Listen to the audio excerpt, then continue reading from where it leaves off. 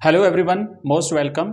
अभी देखो हम बात करेंगे अपना जो ब्लूप्रिंट 2024 जो है आरबीएसई बोर्ड का जो ब्लूप्रिंट है और साथ ही साथ जो बोर्ड ने मॉडल पेपर जारी किए हैं, तो इसमें अपन पॉलिटिकल साइंस जो राजनीति विज्ञान है क्लास 12th की उसके कंप्लीट ब्लूप्रिंट को एनालाइज करेंगे, देखेंगे किस टॉपिक में से कितने कितने नंबर के क्वेश्चंस पूछे जाएंगे, ऑब्जेक्टिव क्वेश्चंस कितने आएंगे, कंप्लीटली मैं आपको समझाने वाला हूँ। आप कॉपी और पेन लेकर के बैठिएगा और फिर इसके बाद जो बोर्ड ने मॉडल पेपर दिया है उस मॉडल पेपर को कंप्लीटली अपन सॉल्व करेंगे और इसी मॉडल पेपर के अकॉर्डिंग मैं आपको 10 मॉडल पेपर पॉलिटिकल साइंस के अवेलेबल करवाऊंगा।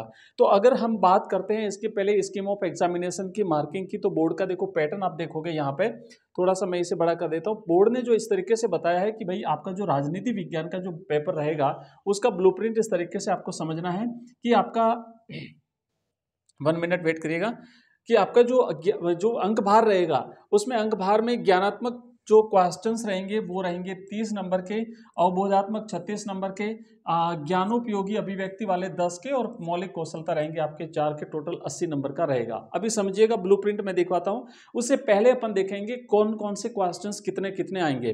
तो आपके जो वस्तुनिष्ठ आएंगे, वस्तुनिष्ठ का मतलब होता है जो ऑब्जेक्टिव टाइप के प्रश्न होते हैं, बहुविकल्पात्मक बच्चों जो प्रश्न होते हैं, बहुविकल्पात्मक जो प्रश्न है वो आपके रहेंगे इस बार बहुविकल्पात्मक। चेंज हो गया पूरा का पूरा पैटर्न, पिछले साल 12 क्वेश्चंस आए थे और इस बार आपका जो बहुविकल्पात्मक बच्चों रहेगा, मैं आपको कंप्लीटली यहाँ पे समझा दूंगा और चीज़ें आपको लिखनी है, ध्यान रखना आप चीज़ें लिखते रहिए ताकि आपको सारी चीज़ें क्लियर हो जाए। तो देखो वस्तुनिष्ठ जो रहेंगे वो आपके इस बार 15 प्रश्न रहेंगे। पिछली बार 12 क्वेश्चंस पूछे जाते थे और इस बार बोर्ड ने जो है वो चेंज करके क्या कर दिया है, इस बार कर दिया है आपका 15 क्वेश्चंस। ठीक है, तो ये रहेंगे आपके 15 प्रश्न। अब की बार रहेंगे आपके कुल 15 क्वेश्चंस। ये रहेंगे आपके ऑब्जेक्टिव टाइप के, जिसे अपन एमसीक्यूज बोलते हैं। एमसीक्यूज रहेंगे आपके 15। ओके, इसके बाद रिक्त स्थान वाले प्रश्न, पिछली बार जो है वो आपका 6 प्रश्न आते थे बच्चों और इस बार बोर्ड ने जो है इसे बदल करके कर दिया है 7 क्वेश्चंस। तो आपके 7 प्रश्न रहेंगे रिक्त स्थान वाले, 7 प्रश्न रिक्त स्थान के रहने वाले हैं। फिर आएंगे अति लघुत्रात्मक। अति लघुत्रात्मक आपके 10 प्रश्न है, पिछली बार 12 प्रश्न थे और अब की बार बोर्ड ने 10 प्रश्न कर दिए हैं आपके अति लघुत्रात्मक प्रकार के, है ना, अति लघुत्रात्मक प्रकार के प्रश्न। इसके बाद अगर हम देखें, यहाँ पे देखें अति लघुत्रात्मक के बाद में नेक्स्ट आपका रहेगा लघुत्रात्मक प्रश्न। टोटल 12 प्रश्न पूछे जाएंगे, तो ये 12 क्वेश्चन आपके रहेंगे बच्चों लघुत्रात्मक। और फिर रहेंगे दीर्घ उत्तरीय प्रश्न 4 और फिर रहेंगे निबंधात्मक प्रश्न 3। अब देखो इसका समझते हैं, हम इसका पूरा ब्लूप्रिंट समझते हैं। तो ब्लूप्रिंट समझने से पहले एक चीज और देखिए कि जो विषय वस्तु मतलब जो आपकी किताब है उसमें से जो चैप्टर्स हैं वो कौन सा चैप्टर कितने नंबर का है, इससे पता चलेगा कि किस टॉपिक से बड़ा प्रश्न आएगा। जो बड़े प्रश्न आप यहाँ पे देख रहे हो ना, निबंधात्मक रहेंगे 3 प्रश्न, दीर्घ उत्तरीय रहेंगे आपके 4 प्रश्न। तो बड़े प्रश्न कौन से टॉपिक में से आएंगे इससे हमें पता चलेगा। तो यहाँ पे देखेंगे जो पहला चैप्टर है 2 ध्रुवीयता का अंत, ये है 6 नंबर का टॉपिक, इसमें से 6 नंबर के प्रश्न पूछे जाएंगे। इसके बाद हम ब्लूप्रिंट भी समझेंगे, उसमें स्पष्ट रूप से दिया हुआ है कि पहले चैप्टर में से कितने क्वेश्चंस पूछे जाएंगे, ऑब्जेक्टिव पूछा जाएगा, लघुत्रात्मक पूछा जाएगा, अति लघुत्रात्मक पूछा जाएगा, वो सब इसमें लिखा हुआ है।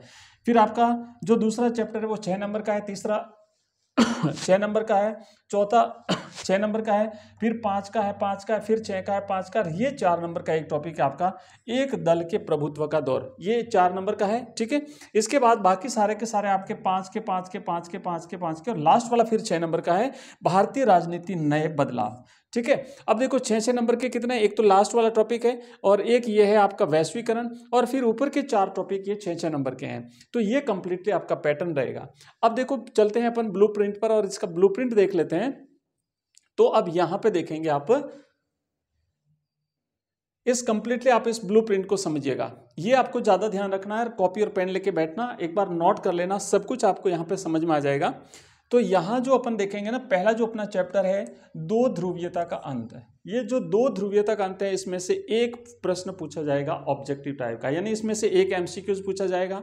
उसके बाद हमने देखा ना टोटल अपने जो 15 एमसीक्यू जाएंगे इस बार, पहले 12 आते थे, तो 15 आप यहाँ पे देखेंगे कि एक एक तो यहाँ से पूछा जा रहा है। दूसरा एक एमसीक्यूज पूछा जाएगा सत्ता के समकालीन केंद्र, एक एमसीक्यूज यहाँ से पूछा जाएगा बच्चों, यहाँ पे एक एमसीक्यूज पूछा जाएगा आपका समकालीन दक्षिण एशिया से पूछा जाएगा एक एमसीक्यूज, और फिर यहाँ पर जो है वो फिर इसके बाद एक एमसीक्यूज अंतर्राष्ट्रीय संगठन में से पूछा जाएगा। इसके बाद फिर अपन देखते हैं आपका यहाँ पे रहेगा समकालीन विश्व सुरक्षा, यहाँ से भी एक एमसीक्यूज पूछा जाएगा। और फिर एक एमसीक्यूज पूछा जाएगा आपका पर्यावरण और प्राकृतिक संसाधन। फिर वापस वैश्वीकरण से पूछा जाएगा। मतलब सभी टॉपिक से पूछा जाएगा इसका एमसीक्यूज आपका बच्चों। और केवल आपका जो है ना ये वाला टॉपिक लोकतांत्रिक व्यवस्था का संकट, इसमें से कोई भी बहुविकल्पात्मक प्रश्न आपका नहीं पूछा जाएगा, बाकी सभी से पूछे जाएंगे। बाकी सभी अध्यायों से एक एक एमसीक्यूज पूछा जाएगा। ठीक है, तो इस तरीके से आपके ये हो गए भाई 14 एमसीक्यूज, और एक चैप्टर है जहां से 2 एमसीक्यूज पूछे जाएंगे, और ये है भारत के विदेश संबंध। ये भारत के विदेश संबंध जो है 11वां जो टॉपिक है आपका, इस 11वें अध्याय में से आपके 2 एमसीक्यूज पूछे जाएंगे। ठीक है ना, 11वां अध्याय है ना, 11वें अध्याय में से आपके 2 एमसीक्यूज पूछे जाएंगे, बाकी सभी से एक एक पूछा जाएगा। तो टोटल अपने टॉपिक हुए 15, एक में से नहीं पूछा जाएगा और एक में से डबल पूछा जाएगा, तो ये आपके एमसीक्यूज हो गए 15। अब क्या पूछा जाएगा, दूसरा यहाँ पे देखेंगे रिक्त स्थान वाले की अगर बात करें तो आपका जो समकालीन दक्षिण एशिया, इसमें से 2 रिक्त स्थान के प्रश्न पूछे जाएंगे, और फिर एक पूछा जाएगा समकालीन विश्व। तो ये जो इस तरीके से कंप्लीटली आपका पूछा जाएगा प्रश्न, यहाँ पे जो है ना दिया हुआ है, योग दिया हुआ है कि कितने कितने प्रश्न रहेंगे और कितने कितने उनके नंबर रहेंगे। आप कंप्लीटली इसे समझिएगा। मैं इसकी पीडीएफ आपको व्हाट्सएप ग्रुप में अवेलेबल करा दूंगा। अपना जो व्हाट्सएप ग्रुप है बच्चों, आप सब जानते हैं, जो बच्चे रोज हमारे साथ जुड़े हुए हैं उनको पता है कि व्हाट्सएप ग्रुप जो है अपना, मैं नंबर लिखा देता हूँ, इस नंबर पर आप मैसेज करेंगे तो आपको व्हाट्सएप ग्रुप का लिंक मिल जाएगा 9079622989। इस नंबर पे आपको अपना व्हाट्सएप ग्रुप मिल जाएगा, तो वहां से आप उसे ज्वाइन कर लीजिए। यहाँ पे जितने भी पीडीएफ जो रहती है हमारे वीडियोस की पीडीएफ, वो भी हम आपके साथ शेयर करते हैं। अब देखो अपन इसको सॉल्व करते हैं। जो पेपर है बोर्ड का, जो मॉडल पेपर अवेलेबल कराया है बोर्ड ने, उसको अपन सॉल्व कर लेते हैं। तो ये है अपना मॉडल पेपर, और यहां पर देखो पहला प्रश्न है। प्रश्न पहला है कि रूस की क्रांति कब हुई थी। सबको याद है 1917 में, बिल्कुल सिंपल सा क्वेश्चन है, 1917 में हुई थी रूस की क्रांति। दूसरा प्रश्न है यूरोपीय संघ की स्थापना कब हुई थी। तो बच्चों इसका सही आंसर रहेगा यूरोपीय संघ की स्थापना जो है वो 1992 इसका राइट आंसर है। ठीक है ना, जो साइन हुए थे, हस्ताक्षर हुए थे 1992 में हुए थे, और इसकी स्थापना जो 1993 में हुई थी, लागू मतलब 1993 में किया था, पर ऑप्शन नहीं है 1993, तो राइट आंसर रहेगा 1992।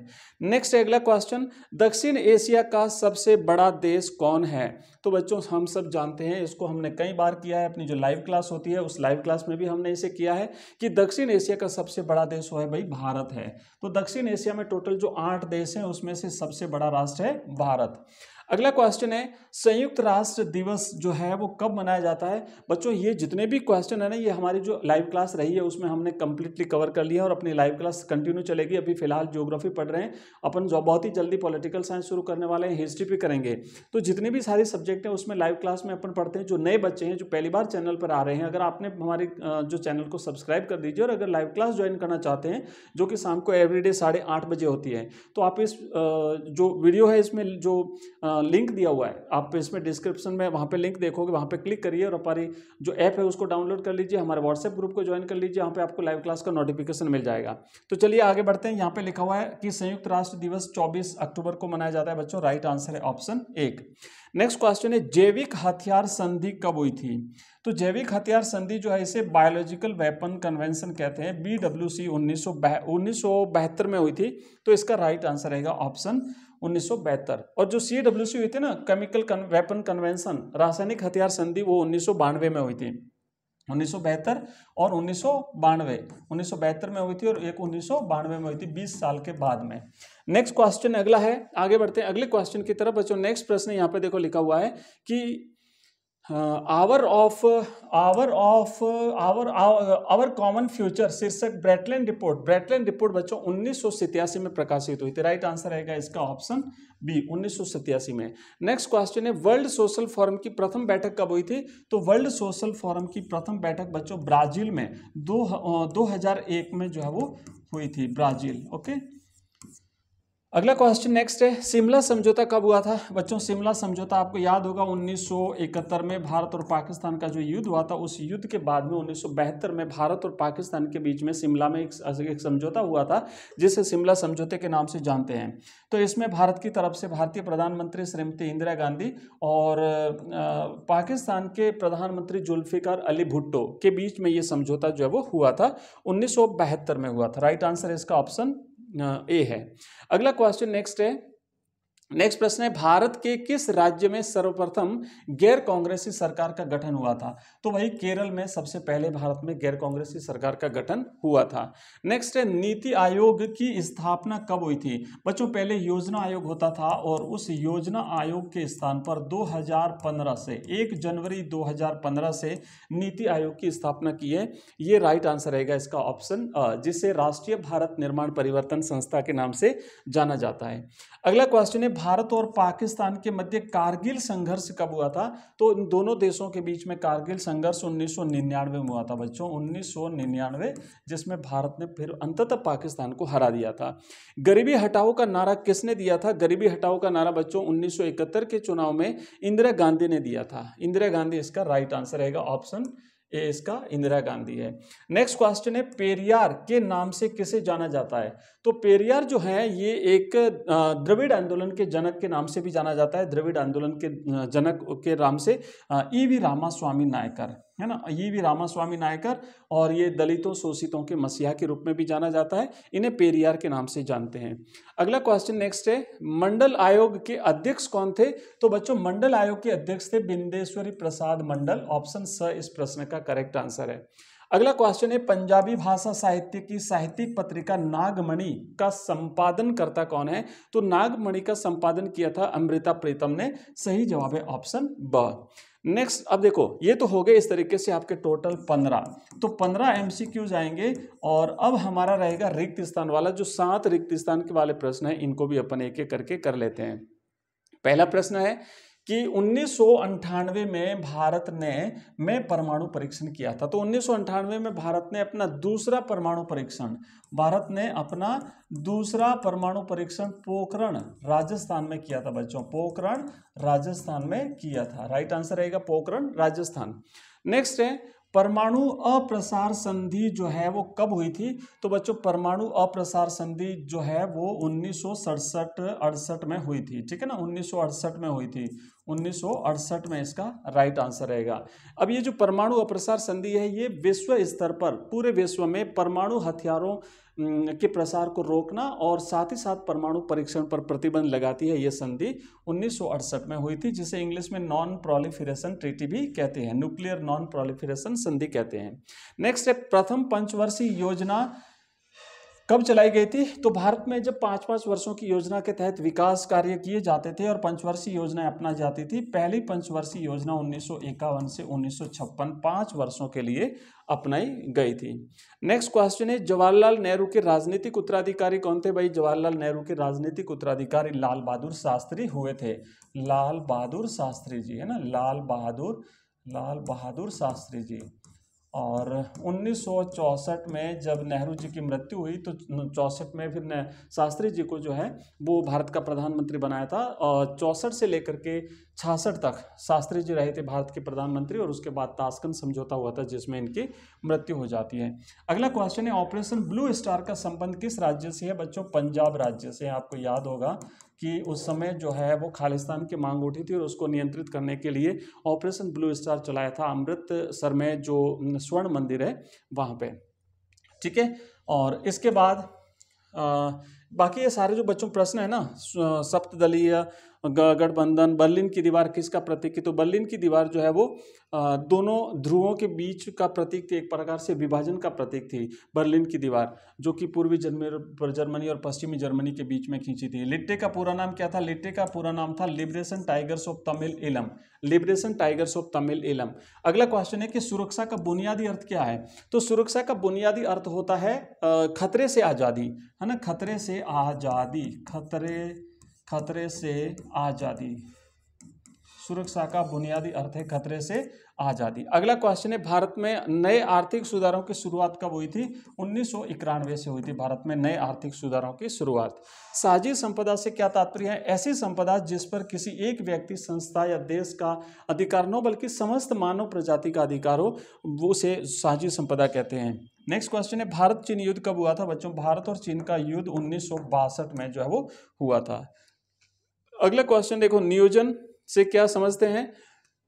तो नियोजन क्या होता है कि एक योजनाबद्ध तरीके से देश का विकास करने के लिए जो प्लानिंग की जाती है वो नियोजन कहलाता है। फिर होता है आया राम गया राम जुमले का संबंध किससे है? तो एक बच्चों 1967 के चुनाव की बात है। 1967 का जो चुनाव हुआ था उसमें एक कांग्रेस के विधायक थे जिनका नाम था गयालाल, है ना, गयालाल नाम था। हरियाणा से इन्होंने चुनाव लड़ा था और एक ही दिन में उन्होंने 3 बार पार्टी बदली थी। तो फिर उसी से वो है ये जुमला चल गया, आया राम गया राम। आशू का पूरा नाम क्या है बच्चों? आशू का पूरा नाम है ऑल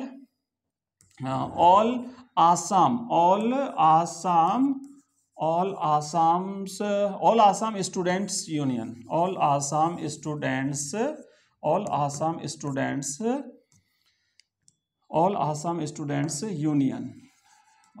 स्टूडेंट यूनियन, ठीक है, ये हुआ। और फिर नेक्स्ट अगला क्वेश्चन है कि 1984 के लोकसभा चुनाव में कांग्रेस पार्टी को कितनी सीटें मिली थी? 1984 का जो लोकसभा चुनाव हुआ था उसमें कांग्रेस पार्टी को बच्चों 404 सीटें मिली थी टोटल में से, ठीक है। अब देखो बड़े प्रश्न हैं, ये हमने यहाँ तक कर लिए हैं। बड़े प्रश्न जो हैं इनका सॉल्यूशन अपन नेक्स्ट क्लास में करते हैं, ठीक है। ये कंप्लीटली पेपर सॉल्व करेंगे। और अब मैं आपको बता दूं कि ये जो पेपर, एक बच्चे ने पूछा था कि सर राजनीति विज्ञान में मैप आएगा कि नहीं आएगा, एक बच्चे ने कमेंट किया था। चलो देखते हैं यहाँ पर मैप का एक क्वेश्चन यहाँ पे होगा अगर अंत में। तो यह है सोवियत संघ, फिर वैश्वीकरण, भारत जैसे। भारत के राजनीतिक मानचित्र में बिल्कुल दिया हुआ है, भारत के राजनीतिक मानचित्र में निम्न स्थानों को अंकित कीजिए, हैदराबाद, जूनागढ़, मैसूर और जम्मू कश्मीर। तो इसका मतलब मैप आएगा। इसी तरीके से अथवा में दिया हुआ है कि भारत के मानचित्र में निम्न स्थानों को अंकित करिए, बनारस, ग्वालियर, अजमेर और बम्बई। तो इसका मतलब भारत, इसमें मैप जो है वो पूछा जाएगा। और भी अगर आपका कोई डाउट हो बच्चों, कुछ भी अगर आप पूछना चाहते हो तो इस वीडियो के कमेंट बॉक्स में या तो कमेंट कर देना या फिर मैं अपना नंबर दे देता हूं, उस नंबर पे आप मुझे मैसेज कर देना, जहां पर आपको हमारी सारी लिंक्स जो है वो मिल जाएगी। हमारी वेबसाइट की लिंक मिलेगी, हमारी ऐप की लिंक मिलेगी, हमारे कोर्सेज की लिंक मिलेगी, हमारी जितनी भी प्लेलिस्ट है उनकी लिंक मिलेगी, हमारे व्हाट्सएप ग्रुप की लिंक मिलेगी, हमारे टेलीग्राम चैनल की लिंक आपको मिल जाएगी। तो बच्चों नंबर ये है, आप इस नंबर को नोट कर लीजिए, इस नंबर पर आप मुझे मैसेज कर सकते हैं। साथ ही साथ हमारा ऐप है, क्योंकि इसी प्रकार के जो पेपर है ना बोर्ड के, इसी प्रकार के हम आपको 10 मॉडल पेपर्स अवेलेबल करवाएंगे और ये 10 मॉडल पेपर जो है बच्चों ये आपको हमारे ऐप में मिलेंगे। तो आप हमारा ऐप डाउनलोड करिए, एजुकेशन राइज नाम से हमारा ऐप है बच्चों, एजुकेशन राइज। और इस वीडियो के डिस्क्रिप्शन में हमने लिंक दिया हुआ है, या फिर आप जब इस नंबर पे हमें मैसेज करेंगे तो वहां पर आपको कंप्लीटली 10 मॉडल पेपर्स मिलेंगे, आपको पॉलिटिकल साइंस का कंप्लीट कोर्स मिलेगा, साथ ही साथ वहां पर आपको टेस्ट सीरीज मिलेगी। ऑनलाइन टेस्ट अगर आप देना चाहते हैं तो वहां पे आपको ऑनलाइन टेस्ट सीरीज मिलेगी, सब्जेक्ट वाइज वहां पे ऑनलाइन टेस्ट सीरीज दी हुई है। आप इस टेस्ट सीरीज को बच्चों ज्वाइन कर सकते हैं लेटेस्ट 2024 के एग्जाम के लिए। साथ ही साथ वहां पे प्रत्येक चैप्टर में आपको पीडीएफ के रूप में बच्चों नोट्स मिलेंगे और वहां पे आपको क्वेश्चन आंसर्स मिलेंगे। हमारे जितने भी वीडियोस जो होते हैं बच्चों वो आपको वहां पर मिल जाएंगे, ठीक है ना। क्वेश्चन आंसर्स भी आपको वहां पे मिलेंगे, हमारे सारे के सारे वीडियोस आपको वहां पे मिलेंगे। और मैं आपको बता दूं कि फिलहाल हमने रिवीजन शुरू कर दिया है बोर्ड एग्जाम्स 2024 के, जो अपने बोर्ड के एग्जाम्स होने वाले हैं। तो इन एग्जाम्स के लिए हमने कंप्लीटली रिवीजन शुरू कर दिया है सब्जेक्ट वाइज। अभी हमने ज्योग्राफी का रिवीजन चल रहा है और ज्योग्राफी के साथ साथ हमारा बच्चों हिंदी कंपलसरी और ज्योग्राफी, ये 2 सब्जेक्ट का हम रिवीजन कर रहे हैं, जहां पे कंप्लीटली हम पूरे कोर्स को जीरो से शुरू किया है, टॉपिक वाइज फर्स्ट चैप्टर से लेकर के एंड तक पढ़ रहे हैं। और जैसे इन 2 सब्जेक्ट्स का हमारा रिवीजन कंप्लीट हो जाएगा तो नेक्स्ट फिर हम नए और सब्जेक्ट जो है वो शुरू करेंगे।